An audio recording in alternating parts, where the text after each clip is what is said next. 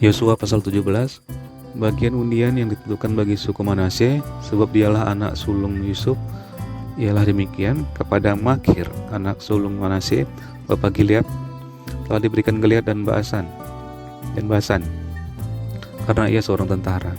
Jadi bagian itulah yang ditentukan bagi anak-anak Manasye yang lain menurut kaum mereka, yakni bagi Bani Abiezar, Bani Helek, Bani Azrael, Bani Sekem, Bani Hefer, dan Bani Semida. Itulah keturunan yang laki-laki dari Manasye bin Yusuf menurut kaum mereka. Tetapi Zelafehad bin Hefer bin Gilead bin Makir bin Manasye tidak mempunyai anak laki-laki, tapi hanya anak perempuan. Inilah nama anak-anaknya itu: Mahlah, Noah, Hogla, Milka, dan Tirza. Mereka datang menghadap Imam Eleazar dan menghadap Yosua bin Nun serta para pemimpin dan berkata, Tuhan telah merintahkan kepada Musa untuk memberikan milik pusaka kepada kami di tengah-tengah saudara-saudara kami, sebab itu diberikannya kepada milik mereka. Milik pusaka di tengah-tengah saudara-saudaranya ayah mereka sesuai dengan titah Tuhan. Demikianlah kepada suku Manasye jatuh 10 bidang tanah selain dari tanah Gilead dan Basan yang di seberang Yordan. Sebab anak-anak perempuan Manasye telah menerima milik pusaka di tengah-tengah anak-anaknya lelaki, sedang tanah Gilead ditentukan bagi anak-anak lelaki Manasye yang lain. Jadi batas daerah Manasye ialah dari Asyir ke Mikmetat yang di sebelah timur Sikem, kemudian batas itu terus ke selatan ke daerah penduduk En Tapua. Tanah Tapua adalah kepunyaan suku Manasye, tapi kota Tapua dekat batas daerah Manasye adalah kepunyaan Bani Efraim. Kemudian batas itu turun ke sungai Kanan ke sebelah selatan sungai itu. Kota-kota di sana adalah kepunyaan suku Efraim, sekalipun di tengah-tengah kota-kota suku Manasye. Selanjutnya batas daerah Manasye itu lewat dari sebelah utara sungai itu ada dan berakhir ke laut. Ke selatan daerah itu kepunyaan suku Efraim dan ke utara kepunyaan suku Manasye. Batasnya ialah laut sebelah utara. Batas daerah itu menyinggung daerah Asyir, di sebelah timur menyinggung daerah Isakar. Tetapi di daerah Isakar dan Asyir ada juga kepunyaan suku Manasye, yakni Betsean dengan segala anak kotanya, Ibleam dengan segala anak kotanya, penduduk Dor dengan segala anak kotanya, penduduk Endor dengan segala anak kotanya, penduduk Taanak dengan segala anak kotanya, dan penduduk Megido dengan segala anak kotanya, yakni ketiga daerah bukit itu. Tetapi Bani Manasye tidak dapat menduduki kota-kota itu sebab orang Kanaan berhasil untuk tetap diam di negeri itu. Setelah orang Israel menjadi kuat, orang Kanaan itu dibuatnya menjadi orang Rodi. Tetapi tidaklah sama sekali mereka itu dihalaunya. Berkatalah Bani Yusuf kepada Yosua demikian, mengapa engkau memberikan kepadaku hanya satu bagian undian dan satu bidang tanah saja menjadi milik pusaka, padahal aku ini bangsa yang banyak jumlahnya? Karena Tuhan sampai sekarang memberkati aku. Jawab Yosua kepada mereka, kalau engkau banyak bangsa yang banyak jumlahnya, pergilah ke hutan dan bukalah tanah bagimu. Di sana negeri orang Feris dan orang Refaim, jika pegunungan Efraim terlalu sesak bagimu. Kemudian berkatalah Bani Yusuf, pegunungan itu tidak cukup bagi kami dan semua orang Kanaan yang diam di dataran untuk mempunyai kereta besi, baik yang diam di Betsean dengan segala anak kotanya maupun yang diam di lembah Yizreel.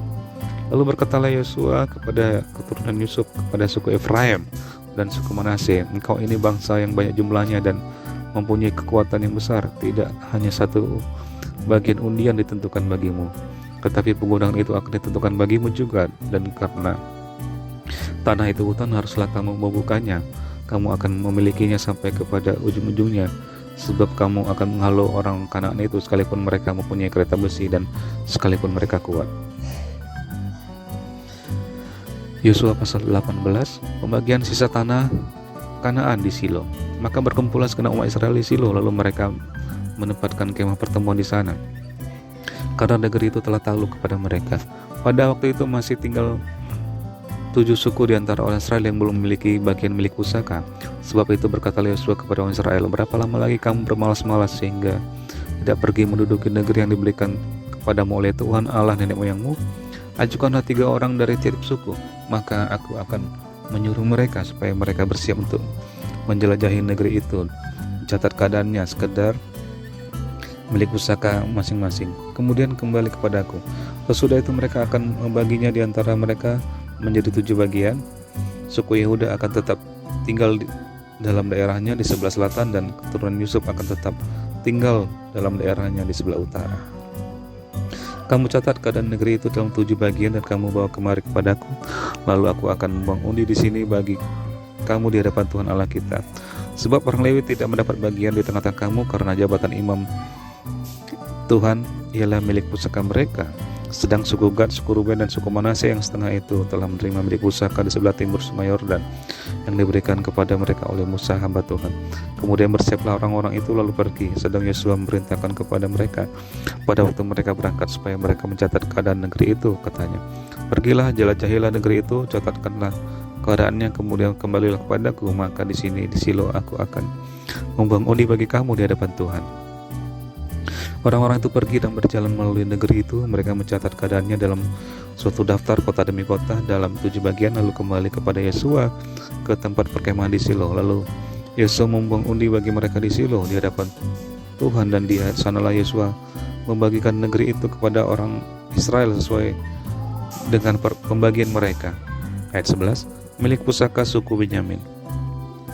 Maka keluarlah undian suku Bani Benyamin menurut kaum mereka, dan di daerah yang diundikan kepada mereka terdapat antara daerah Bani Yehuda dan daerah Bani Yusuf.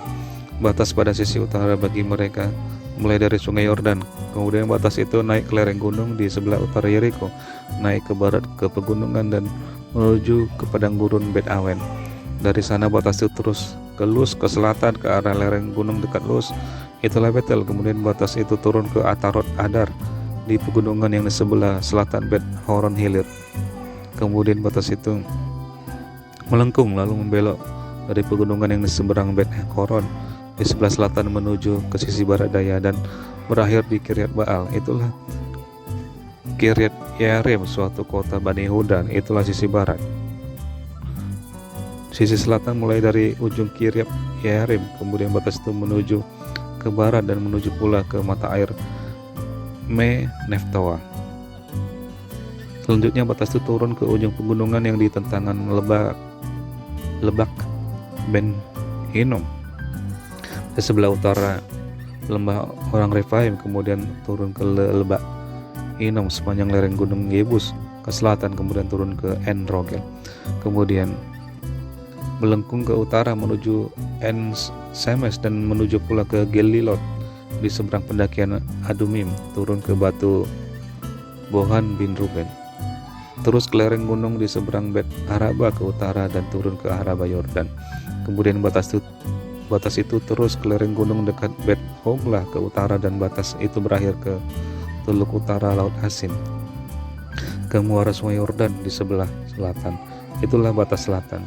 Sungai Yordan ialah batasnya pada sisi timur. Itulah milik pusaka Bani Benyamin dengan batas-batasnya ke segala penjuru menurut kaum-kaum mereka. Kota-kota suku Bani Benyamin menurut kaum-kaum mereka ialah Yeriko, Bet Hogla, Emek Keziz, Bet Araba, Zemaraim, Betel, Haawim, Para, Ofra, Kefar, Hamonai, Ofni, dan Geba. 12 kota dengan desa-desanya: Gibeon, Rahmat, Beerot, Mispa, Kefira, Moza, Rekem, Yirpeel, Tarala, Zela, Elef, dan Yebus ialah Yerusalem, Gibeat, dan Kiryat. 14 kota dengan desa-desanya itulah milik pusaka Bani Benyamin menurut kaum-kaum mereka.